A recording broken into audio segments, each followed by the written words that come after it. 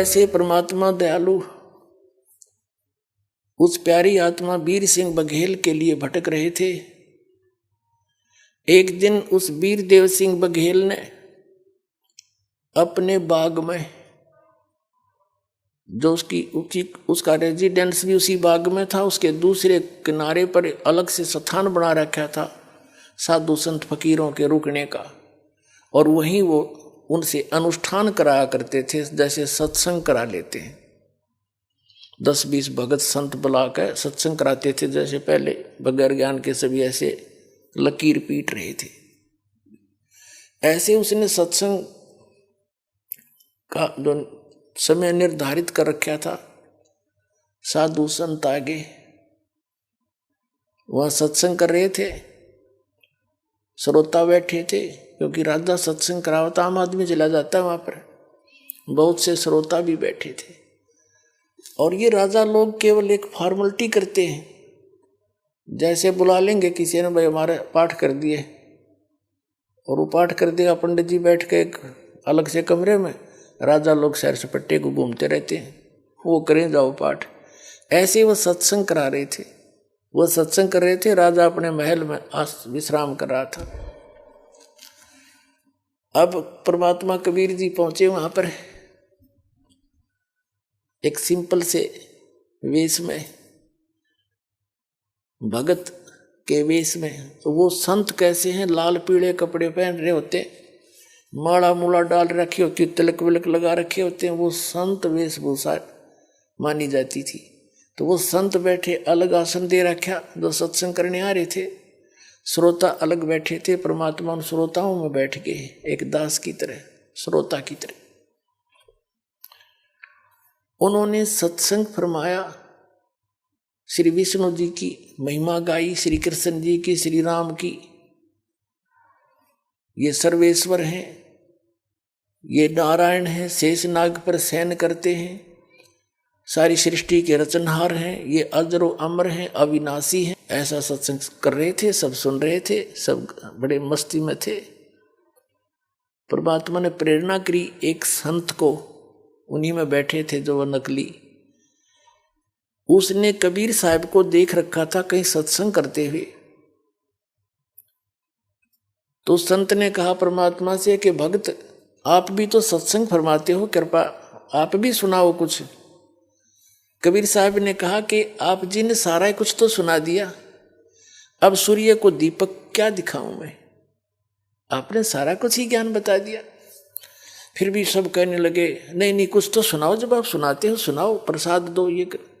परमात्मा बोले मैं जो सुनाऊंगा वो तुम सहन नहीं कर सकते, तुम बिदक जाओगे।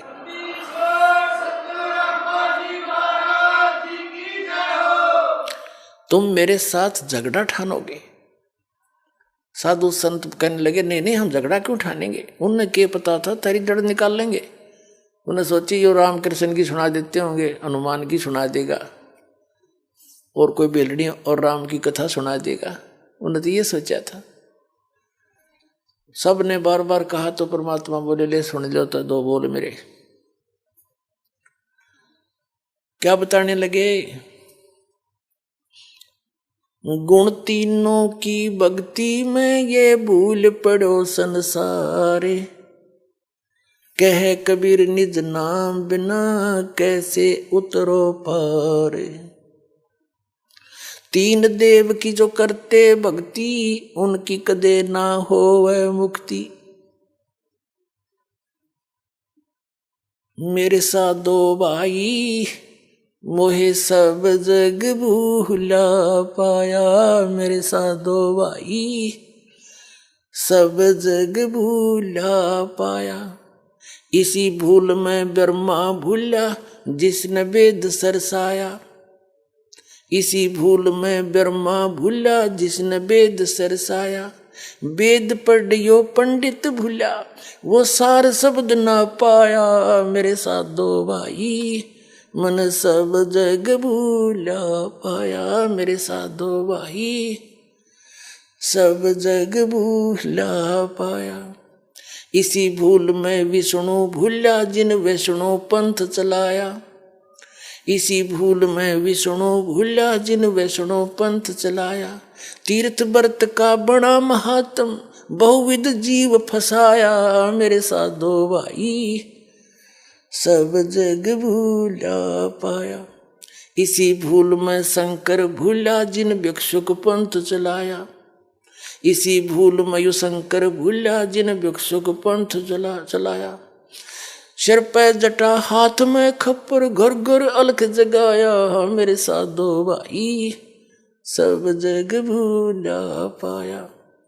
इसी भूल में भूले मच्छंदर जिन संगल दीप बसाया। इसी भूल में भूले मच्छंदर जिन संगल दीप बसाया। और विषय वासना के वश होके अपना योग नसाया। मेरे साधो भाई मन सब जग भूला पाया। इसी भूल में मोहम्मद भूला जिन नाराय मजहब बनाया। इसी भूल में मोहम्मद भूला जिन नाराय मजहब बनाया। पर तरिया सिंह फिरा भटकता लिंग और मूछ कटाया। मेरे साधो भाई सब जग भूला पाया। कह कबीर सुनो भाई साधो इस भूल का भेद न पाया। और जिनने मिल गया यू भेद भूल का फिर वो गर्भवास न आया। मेरे साधो भाई सब जग भूला पाया। गगन में आग लगी बड़ भारी। गगन में आग लगी बड़ी भारी। यो ब्रह्मा मर गया रे विष्णु मर गया। यो शिव जी मरया लटाधारी। इतना कंधे हो तब देख गए जैसे उबलते हुए तेल में छीट पानी के छींटे लाग जा। क्या बकवास कर रहा है, चुप हो जा, तूने क्या बकवास सुना रहा है। ब्रह्मा विष्णु महेश भी मरते हैं, देखो झूठ बोलता है, ये करता। परमात्मा बोले मन कह तलन दो सारी।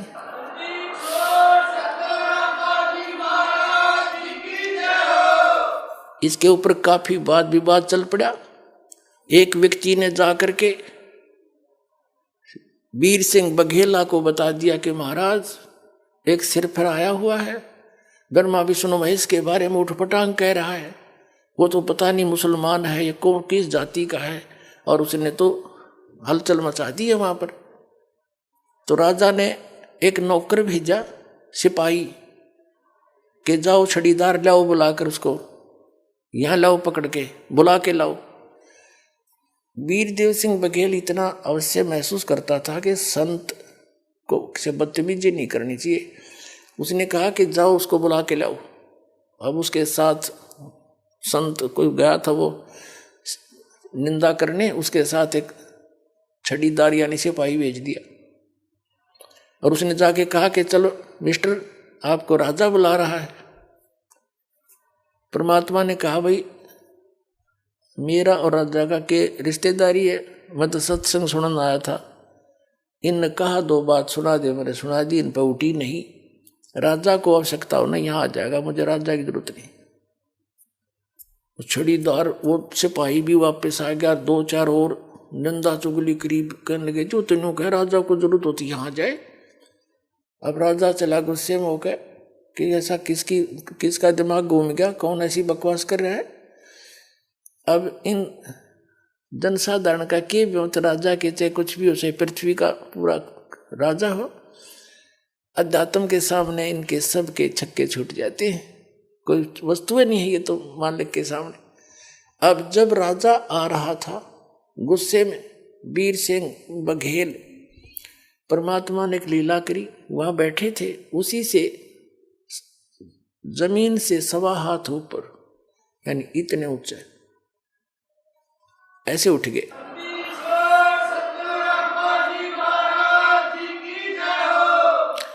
जमीन से 1.25 हाथ ऊपर आसन रुक गया परमात्मा, और नीचे खाली कुछ नहीं। वहां बैठे केवल वीरदेव सिंह बघेल को दिखाई देते,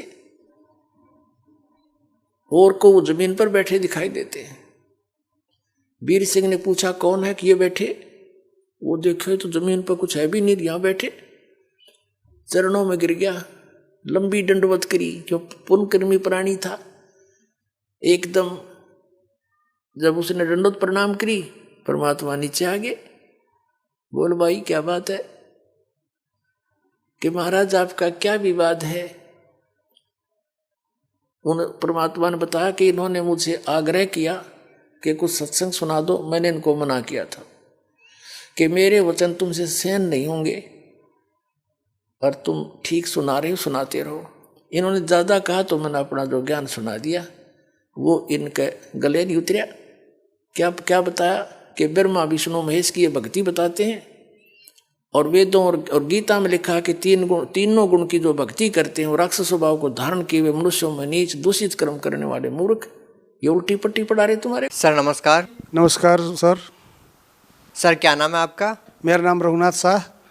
सर कहाँ से आए हो? मैं नेपाल का जनकपुर से आया हूँ। जनकपुर एक बहुत बड़ी धार्मिक स्थल है, सीता माता को वहाँ बहुत बड़ा मंदिर भी है, उससे भी फेमस है वो जगह। संत रामपाल जी महाराज के बारे में ये बता रहे हो कि उनके पास ऐसा ज्ञान है जो पूरे विश्व में किसी के पास नहीं है। तो सर आखिर आपको संत रामपाल जी महाराज से नाम दीक्षा लेने के बाद क्या लाभ मिले? जी उसके नाम सतगुरु रामपाल जी महाराज से नाम दीक्षा लेने के बाद सबसे पहले तो मैं आर्थिक से तंगी रहता था सर। मैं सर नेपाल के कृषि डिपार्टमेंट में काम करता हूँ, जूनियर टेक्निकल असिस्टेंट हूँ वहाँ पर, और इतना लगभग करीब 30 बरस से ज़्यादा हो गया मेरा जॉब में। लेकिन इतना दिनों से नौकरी करने के बावजूद भी मेरे हाथ में पैसा नहीं रहता था, नहीं रुकता था। जब सतगुरु रामपाल जी महाराज से सन 2012 में मैं दीक्षा नाम ले चुका, उसके बाद से मेरे धीरे धीरे हाथ में पैसा रुकना शुरू हुआ। 2 लड़का था, दोनों लड़का जॉब में लग गया, दोनों लड़का को मैंने मोटरसाइकिल खरीद दिया। मैं बीमार हमेशा रहता था, मेरा बीमार ठीक हो गया, बार बार टॉयलेट जाना, नाक से पानी गिरना, वो सब मेरा ठीक हो गया। तो इससे बड़ा मेरे लिए क्या चाहे कि सतमार्ग मिल जाए, स्वास्थ्य लाभ हो जाए, लड़का लड़की सब जॉब में लग जाए और मेरा आर्थिक स्थिति मजबूत हो जाए। ये तो मेरे लिए सबसे बड़ी गरीब और खुशी की बात है। और तो अन्य छोटे मोटे कई लाभ, जैसे मैं बस से मेरा एक्सीडेंट हुआ था पहाड़ में, बस गिर गई 6-7 फीट नीचे खाई में, बस लटक गई बांस पर, तो 24 आदमी वहाँ स्पॉट पर डेथ हो गया और मैं सकुशल बच गया। उसी मालिक के कृपा से, रामपाल जी महाराज की कृपा से। अगर मैं नाम दीक्षा नहीं लिया हुआ रहता तो मेरे साथ भी वही हो सकता था जो 24 आदमियों के साथ हुआ। जी धन्यवाद। सत साहिब।